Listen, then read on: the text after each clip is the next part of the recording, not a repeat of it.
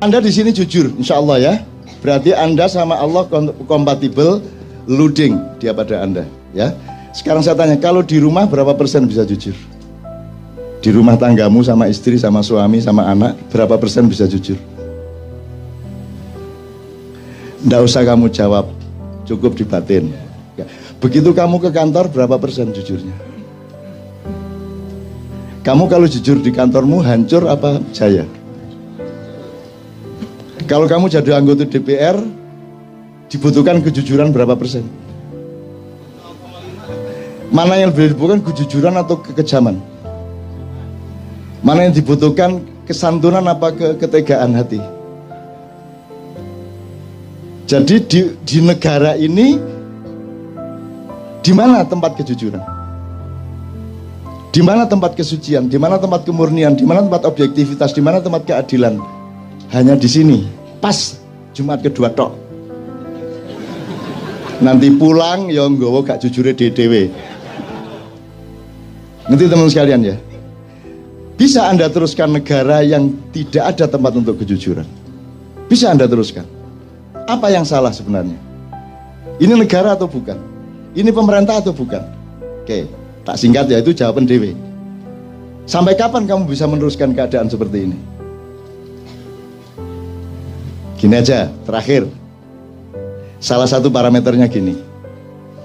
Parameter orang ingkar sama Allah, parameter orang mentiadakan Allah, menganggap Allah tidak ada, itu salah satunya adalah juga tidak mengakui hakikat ciptaan Allah. Misalnya Allah menciptakan batu, kerikil, kerakal, watu, aki enggak sih? Ya, fosil kayu ta sakar bungkus sih. Batu mulia itu apa saja?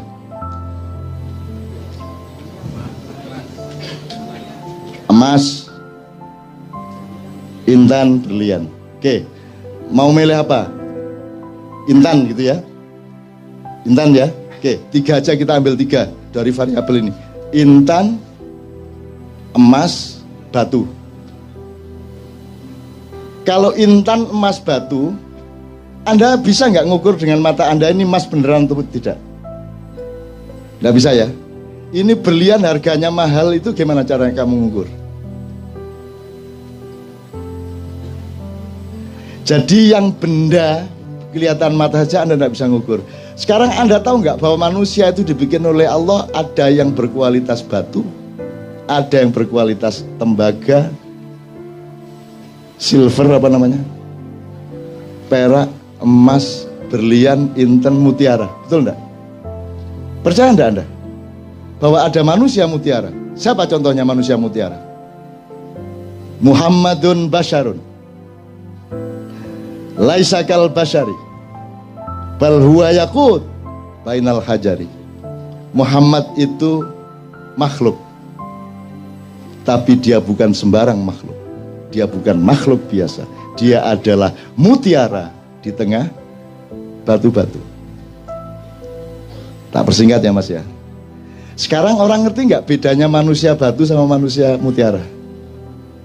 Diajarkan nggak di sekolah? Untuk membedakan manusia bermutu dan tidak, diajarkan nggak? Orang sekarang ini, rakyat Indonesia, ngerti nggak bedanya manusia batu sama manusia mutiara? Nah kalau tidak, tolong simulasi.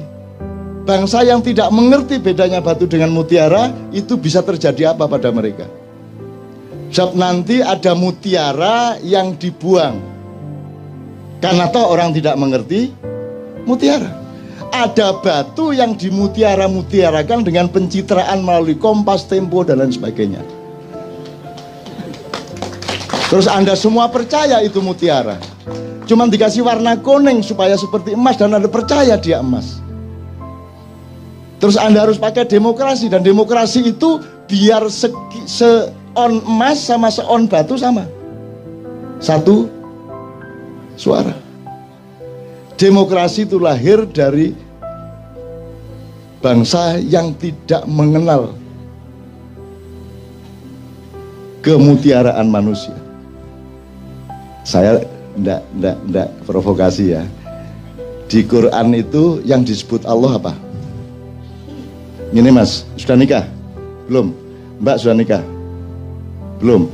Kok kabeh perawan ya apa? Ya ono Habib Anis iki. Sudah nikah? Sudah. Lebih penting mana, negara apa nikah?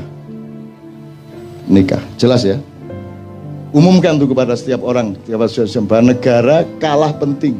Sekarang pilih mana, negaramu bubar atau pernikahanmu bubar? Dah jelas. Jadi kamu memberi bobot sesuatu itu mesti ngerti mana emas, mana mutiara, mana batu. Kalau kamu tidak mengerti itu, kamu akan celaka. Lebih parah lagi seterusnya.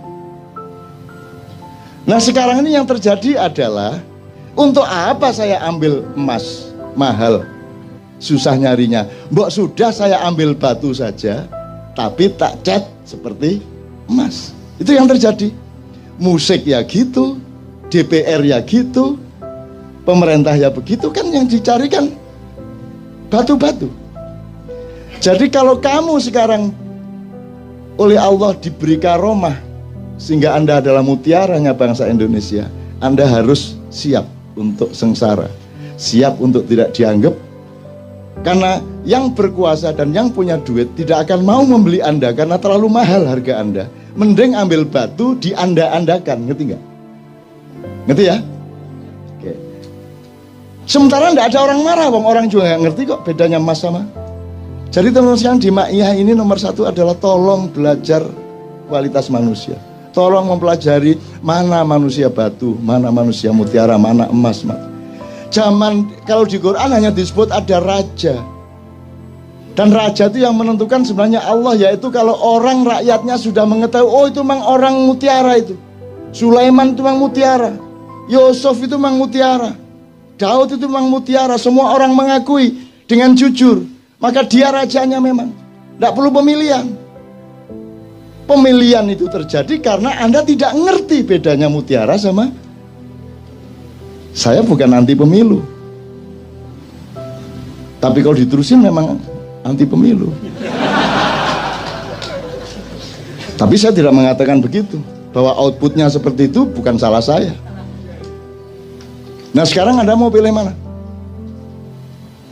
Di Quran tidak ada disebut kecuali kerajaan dan raja. Dan Anda ditipu selama 500 tahun ini. Anda pikir yang di sana itu kerajaan, itu bukan kerajaan, itu bukan raja. Raja nggak begitu. Raja punya kualitas, raja punya wibawa. Kalau pakai terminologinya Ronggo Warsito ya, Satrio Pinandito, Sinisian Wahyu. Sinanding Wahyu, enggak apa-apa, Sinisian, Sinanding bodoh sama. Jadi Anda harus bisa melihat. Nah sekarang mutiara-mutiara justru dihancurkan. Apakah dia inovator teknologi? Harus dihancurkan. Apakah dia wartawan kreatif?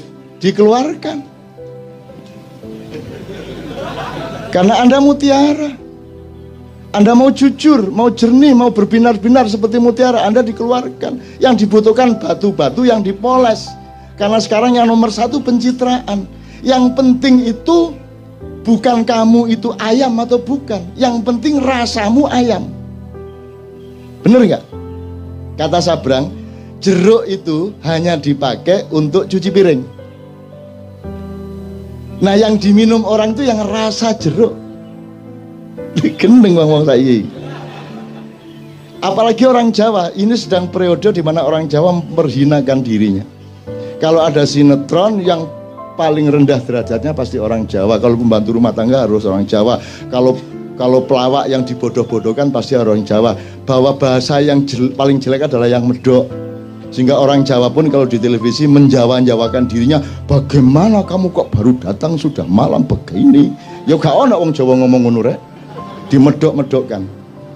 Jadi dia bikin jeruk tanaman, bikin jambu, bikin opo, ternak lele. Engkok nek wis ada jeruk yang bagus disebut jeruk Bangkok.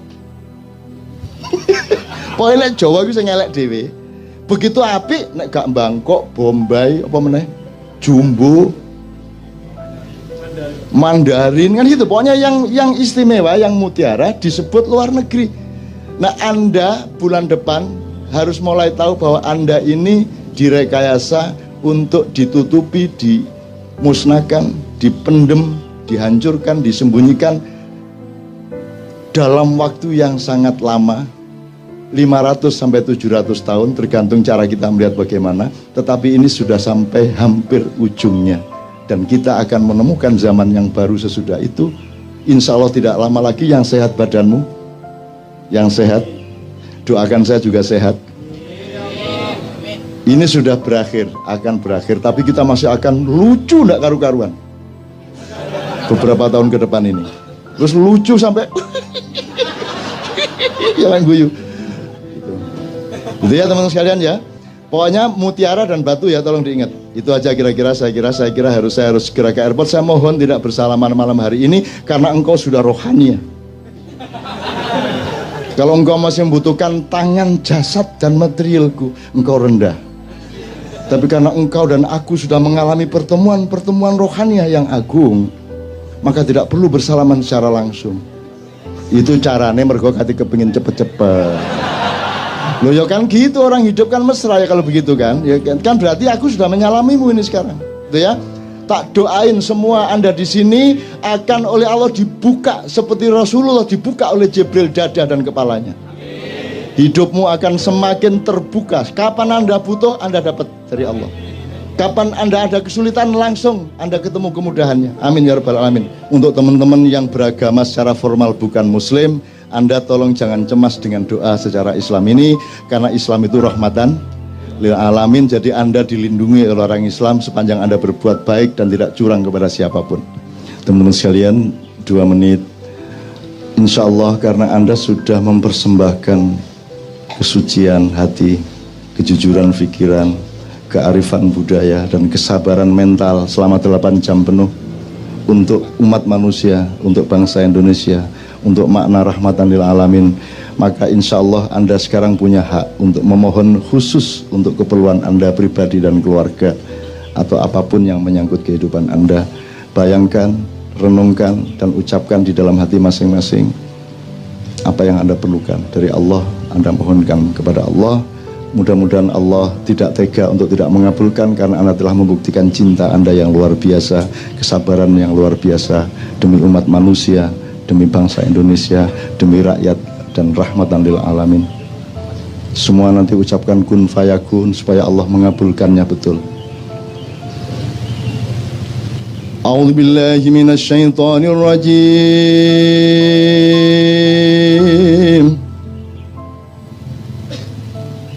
Bismillahirrahmanirrahim. Inna fatahna laka fatham mubina liyaghfira laka Allahu ma taqaddama min dhanbika wa ma ta'akhkhar wa yutimma ni'matahu 'alaik wa yahdiyaka siratan mustaqima wa yansuraka Allahu nasran aziza. Allahumma salli wa sallim ala sayyidina Muhammad wa ala ali sayyidina Muhammad. Innama amruhu idza arada syai'an ay yaqula lahu. Innama amruhu idza arada syai'an ay yaqula lahu. Innama amruhu idza arada syai'an ay yaqula lahu kun fayakun. Fasubhanalladzi biyadihi malakutu kulli syai'in wa ilaihi turja'un. Rabbana atina fid dunya hasanah wa fil akhirati hasanah wa qina adzabannar. Subhana rabbika rabbil izzati amma yasifun wa salamun alal mursalin walhamdulillahi rabbil alamin. Al-Fatihah. Alhamdulillah minasyaitonir rajim.